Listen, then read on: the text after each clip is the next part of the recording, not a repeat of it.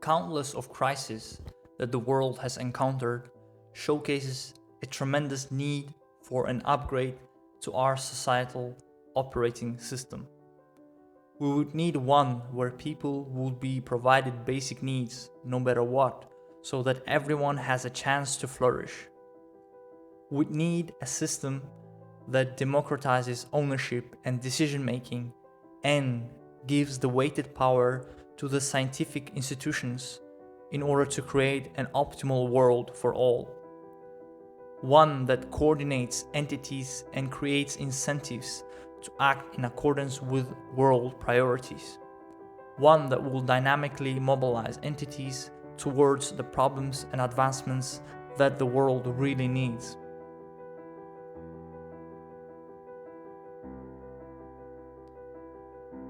According to Maslow's hierarchy of needs, in order for people and societies as the whole to realize their highest potential, people need to, first and foremost, meet their basic needs and have the environment in which they can flourish.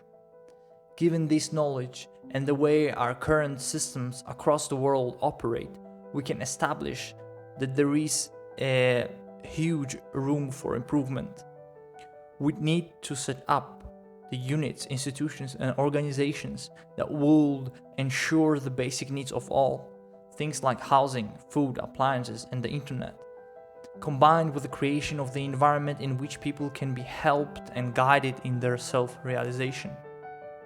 Democratic Confederalism, successful experiments of which were done in Rojava, showed that even in the harshest of situations, such as war conflict, you can still provide people with the basic needs and provide the structures where people can learn and flourish.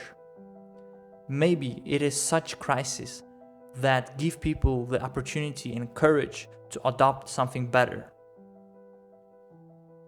Democratic Confederalism is a bottom-up system that emphasizes a version of democracy that is more aligned with its true premise of inclusion.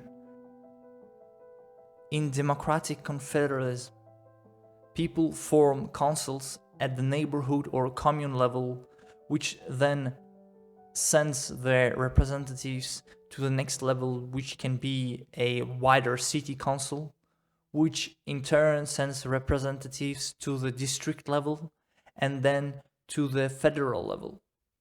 Everyone gets a chance to influence societal matters, and the accountability link is much stronger between the highest and lowest levels within such a system. Democratic Confederalism puts a strong emphasis on the educational and philosophical development of its citizens in order to give everyone a good chance to participate and contribute to society. In Democratic Confederalism in Rojava, there are various commissions that cover the needs of the people and society. Those include the economics, politics, justice, ideology, defense, women's commissions, and many more.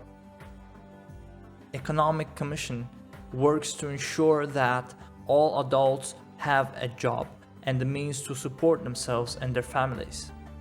They are responsible for agriculture, the supply of food, electricity, oil, gas, etc.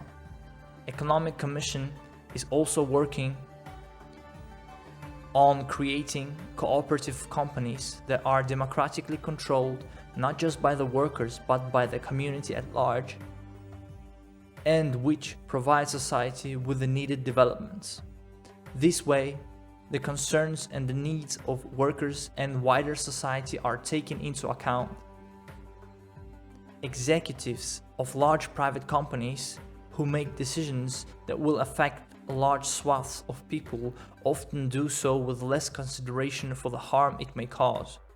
It doesn't affect them personally, and that's why the chances of negative externalities are much larger within the economic systems that dominate the world today. In contrast, the chances of such negative externalities are much smaller within and economic democracy. In times of crisis or in times of stability, the social organization of democratic confederalism ensures that everyone gets by, that the whole society mobilizes and coordinates its people and resources to meet everyone's needs, to solve problems and advance forward.